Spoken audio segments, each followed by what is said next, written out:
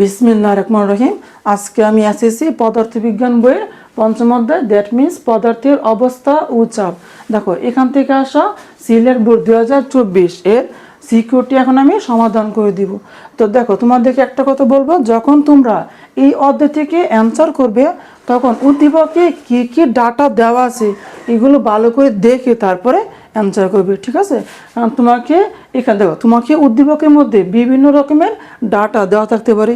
এখানে তোমার থাকতে পারে ঘনত্ব, দেখো ঘনত্ব যেটাকে রো দ্বারা প্রকাশ করা হয়, তারপর চাপ থাকতে পারে, তারপর আয়তন থাকতে পারে, দৈর্ঘ্য প্রস্থ, এখানে দেখো এখানে এভরিথিং এখানে থাকতে পারে। তোমাকে উদ্দীপকটা ভালো করে পড়ে তারপরে এই যে এখানে প্রশ্নগুলো অ্যান্সার করতে হবে, ঠিক আছে?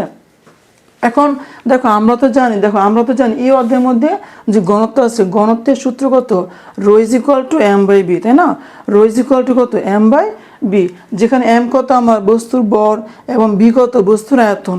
এবং এটাকে সুন্দর করে বলা যায় যে ঘনত্ব দ্যাট মিন্স রো, এটা হচ্ছে কোনো বস্তু, ভালো করে শুনিও, যে কোনো বস্তুর একক আয়তনের মধ্যে যতটুকু তার ভর থাকবে, কারণ রো ইজ ইকুয়াল টু কত? এম বাই বি, তাই না? কোনো বস্তুর একক আয়তনের মধ্যে যতটুকু ভর থাকবে তাকে ওই বস্তুর কী বলা হয়? ঘনত্ব বলা হয়, ঠিক আছে?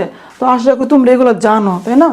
তো দেখো এখন আমি যেটা একদম ইজিলি তোমাদেরকে ডিটেলস সহ এখানে যা যা সব কিছু আমি সমাধান করে দিব। আর তোমাদেরকে আমি একটা কথাই বলবো, তোমরা মন দিয়ে ক্লাসটা করিও। আশা করি আমি এখানে যা যা বলবো তোমরা এখানে এভরিথিং ভালো করে বুঝতে পারবে, ঠিক আছে? তো আমি আর কথা না বাড়াচ্ছি, এখন আমি যেটা সমাধান করে দিচ্ছি, তোমরা মন দিয়ে ক্লাসটা করো, ঠিক আছে? এখন দেখো তো এই যেটা হচ্ছে আমার উদ্দীপক, তাই না? দেখো এখানে এ নামক একটা পাত্র আছে এবং এখানে বি নামক আরেকটা পাত্র আছে। এবং দেখো তো এখানে এ পাত্রের মধ্যে কি আছে? আমার কিছু তরল পদার্থ আছে।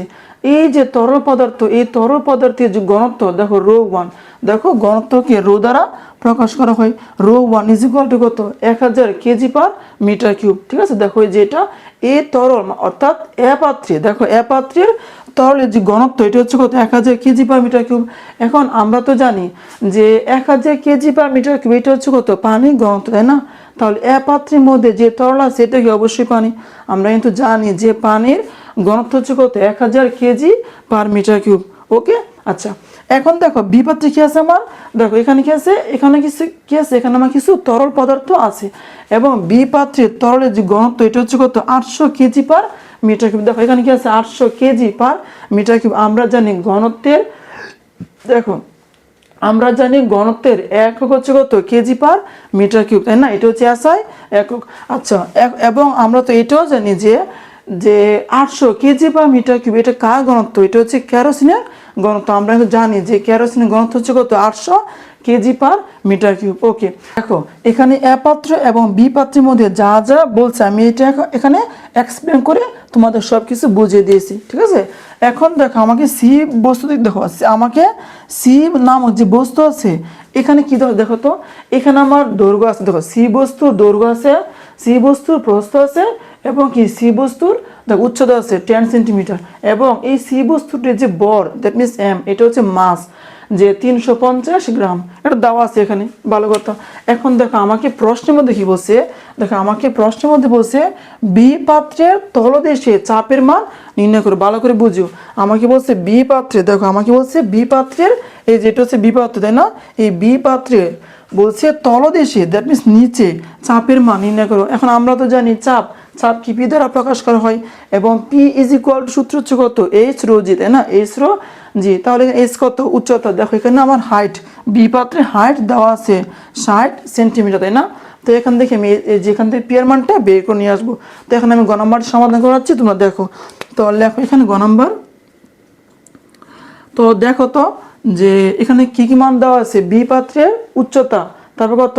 দেখো চাপ সমান সূত্র আমার এইচ রো জি, এইচ তারপর রো তারপর জি, রো কত? এখানে 800, তাই না? তো লিখবে যে বি পাত্রের ক্ষেত্রে, তাই না? তো লিখবে যে বি পাত্রের ক্ষেত্রে, একদম ইজি। তুমি মন দিয়ে ক্লাসটা করো। আর তোমাদেরকে বলবো দেখো এই অঙ্কটা একদম ইজি, এখানে সত্যি এটা একদম ইজি। তুমি মন দিয়ে ক্লাসটা করো, আশা করি আমি এখানে যা যা বলবো তুমি এখানে সব কিছু বুঝতে পারবে, ঠিক আছে? একদম সিম্পল। আচ্ছা, তো লিখবে বি পাত্রের ক্ষেত্রে, তাই না? তো লেখো যে বি পাত্রের ক্ষেত্রে। তো লিখলাম যে বিপাত্রের ক্ষেত্রে বলতো এখানে কি আছে, বিপাত্রের ঘনত্ব দেওয়া আছে না, দেখো এখানে রো, দ্যাট মিনস ঘনত্ব দেওয়া আছে। তো লিখবি যে ঘনত্ব, দেখো এই যে এখানে ঘনত্ব, তাই না, এটা হচ্ছে কত রো 2, তাই না, কত আছে এখানে 800।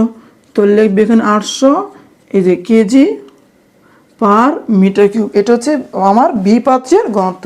আচ্ছা তারপরে কি আছে এখানে আমার হাইট, দ্যাট মিনস এজ দেওয়া আছে। তো লিখবি উচ্চতা, যে উচ্চতা, দেখো উচ্চতাকে এজ দ্বারা প্রকাশ করা হয়। এজ এখানে কত আছে, দেখো 60 সেন্টিমিটার, তাই না। এখন দেখো তোমাদের বইয়ের মধ্যে এখানে যতগুলো অঙ্ক আছে সব কি এসআই এককে নিয়ে তারপর সমাধান করেছে, ঠিক আছে, এটা হচ্ছে এসআই একক। তাহলে এখন তো আমরা জানি যে 1 মিটার ইজ ইকুয়াল টু কত 100 সেন্টিমিটার। এখন যেহেতু তুমি সেন্টিমিটারকে মিটার নিবে তাহলে কি অবশ্যই ভাগ দিতে হবে, তাই না। তাহলে কি যে এটাকে 100 দ্বারা ভাগ দিতে হবে, কারণ আমি একটু বললাম যে 1 মিটার ইজ ইকুয়াল টু কত 100 সেন্টিমিটার। তাহলে যে এটাকে ভাগ দাও, তাহলে উপরে কত 60 এবং নিচে কত 100, তাই না। এই যে এটা কি আমার এই যে মিটার হবে, তাই তো। আচ্ছা একটু সুন্দর করে লিখি, এই যে এটা হচ্ছে মিটার। তাহলে এখানে কত আসে দেখো তো, ভাগ দাও তো, কত আসবে যে 0.6 মিটার। দেখো এই যে এটা হচ্ছে উচ্চতা, তাই না, এটা হচ্ছে কত উচ্চতা। এবং দেখো আমার কিন্তু চাপ বের করতে বলছে, তো চাপ সূত্র কি এস রো জি, তাহলে এখানে কি আমার এখানে যে মানটা লাগবে, তো লিখবে এবং জি। এবং আমরা তো জানি যে জি হচ্ছে কত অভিকর্ষ ত্বরণ, এর বেল হচ্ছে কত জি ইজ ইকুয়াল টু 9.8, তাই না, এই যে মিটার পার সেকেন্ড স্কয়ার, এটা হচ্ছে অভিকর্ষ ত্বরণ। এখন আমাকে এখানে কি বের করতে বলছে, চাপের মান, তাই না। তাহলে এখানে এখানে চাপের মানটা বের করে নিয়ে আসবে। এখন লিখবে যে আমরা জানি, তো দেখো এখানে লিখবে যে আমরা জানি, যে আমরা জানি চাপ, তাই না। তো লেখো যে আমরা জানি যে চাপ পি ইজ ইকুয়াল টু, দেখো এই যে চাপ পি, তাই না। আচ্ছা এটাকে আমি এখানে পি লিখে দিই, যে চাপ পি ইজ ইকুয়াল টু, সূত্র হচ্ছে এইচ রো জি, তাই না। তো লিখবে এখানে এইচ রো জি, ঠিক আছে। তো আশা করি বুঝতে পারতেছো। তাহলে এখানে এসি মান দেখো এইচ এর ভ্যালু কত এখানে 6 দেখো এইচ এর ভ্যালু হচ্ছে কত 0.6, তো লিখবে এখানে 0.6। আচ্ছা এটা হচ্ছে আমার এইচ এর ভ্যালু, তাই না। আচ্ছা আমি কলমটা চেঞ্জ করে নিই, এখানে এসি ভ্যালু কত 0.6, তো লিখবি 0.6 ইন্টু রো, রো কত এখানে বি পাত্রে, তাই না 800, তো লিখবি এখানে 800। তো লেখো 800 ইন্টু এইচ রো জি, জি কত 9.8। এখন এই যেটা গুণ দিবে, গুণ দিয়ে যা পাবে ওইটা কি যেটা উচ্চতা, ঠিক আছে। তো এখন গুণ দাও, দেখো কত আসে, আমি গুণ দিচ্ছি তোমরা গুণ দাও, কত আসবে এখানে 0.6, তাই না। তো লেখো 0.6 ইন্টু 800, এই যে 800 ইন্টু 9.8 কত আসছে দেখো 4704, তাই না। তাহলে এখানে কত আসলো যে 4704, তো লিখবে এখানে 4700, তাই না। এই দেখো 4704। এখন দেখো যেহেতু চাপ, তাই না, চাপ, এখন আমরা কি জানি চাপের একক হচ্ছে কত প্যাসকেল, তাই না।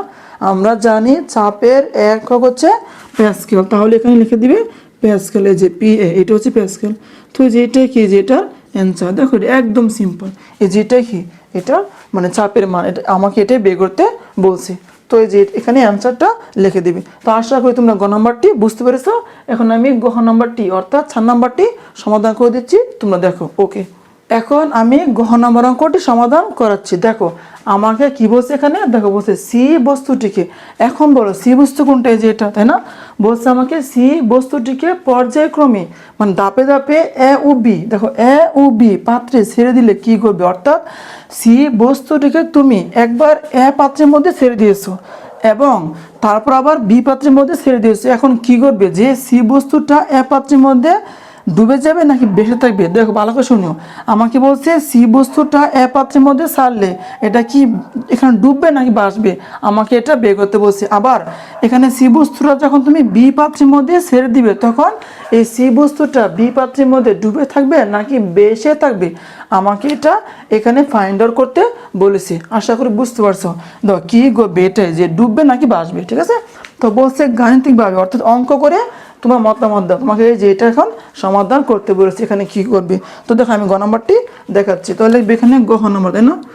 এখন দেখো তোমাদের একটা কথা বলি, তোমরা অবশ্যই মনে রাখবে, যখন তুমি একটা বস্তুকে একটা তরলের মধ্যে ডুবাবে, ভালো করে শুনিও, যখন তুমি একটা বস্তুকে একটা তরলের মধ্যে ডুবাবে তখন যদি বস্তুটি ঘনত্ব, কি বললাম, যদি বস্তুটি ঘনত্ব তরলের ঘনত্ব থেকে বেশি হয় তাহলে এই বস্তুটি তরলের মধ্যে ডুবে যাবে, কিন্তু যদি বস্তুটি ঘনত্ব তরলের ঘনত্ব থেকে কম হয়, আমি আবার বলতেছি শোনো, যদি বস্তুটি ঘনত্ব তরলের ঘনত্ব থেকে কম হয় তাহলে বস্তুটি এখানে কি বেশি থাকবে, ঠিক আছে।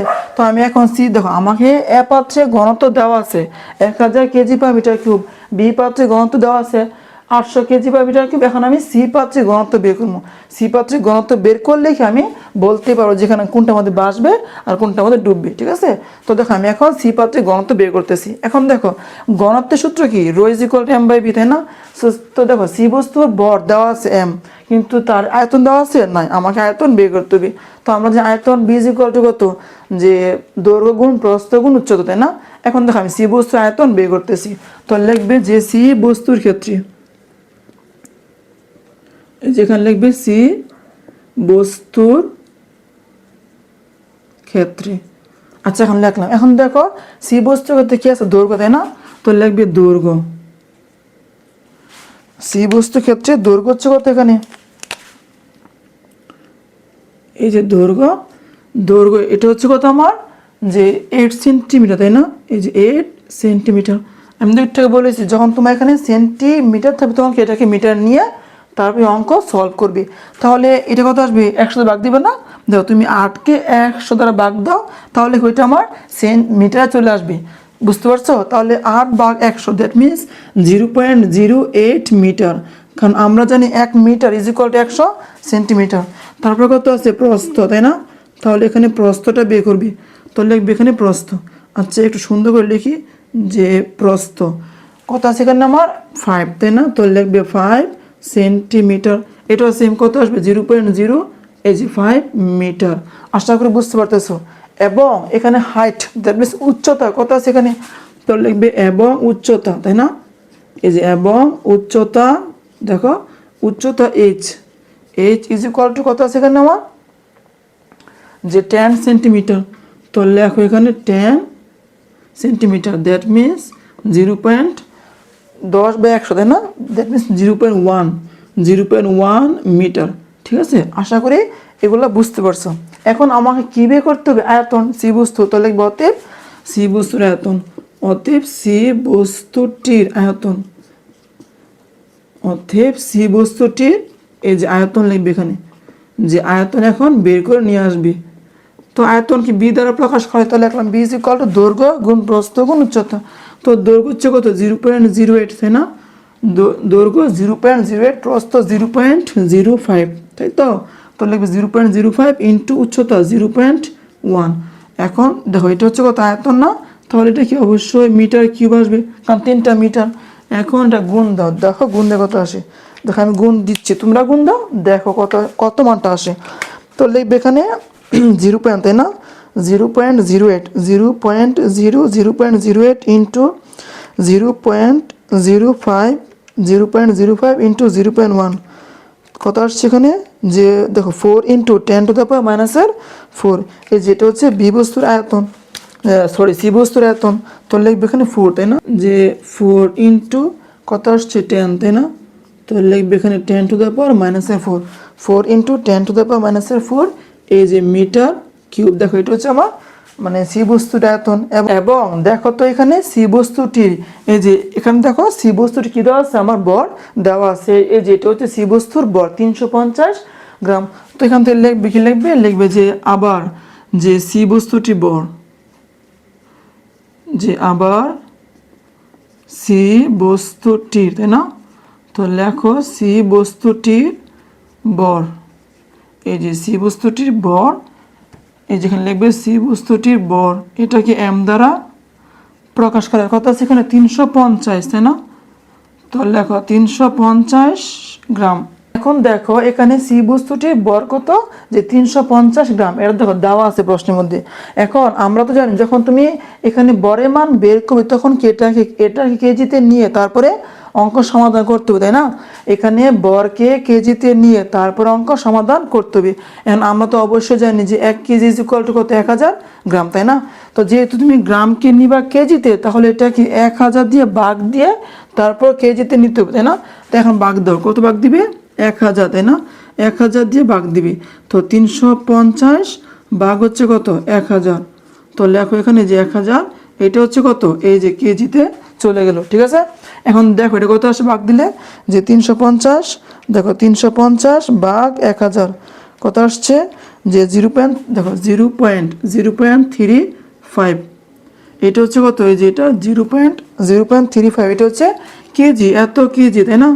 এখন কি, এখন সি বস্তুটি ঘনত্ব বের করবে। এখন লিখব অতএব ঘনত্ব, এই যে অতএব ঘনত্ব,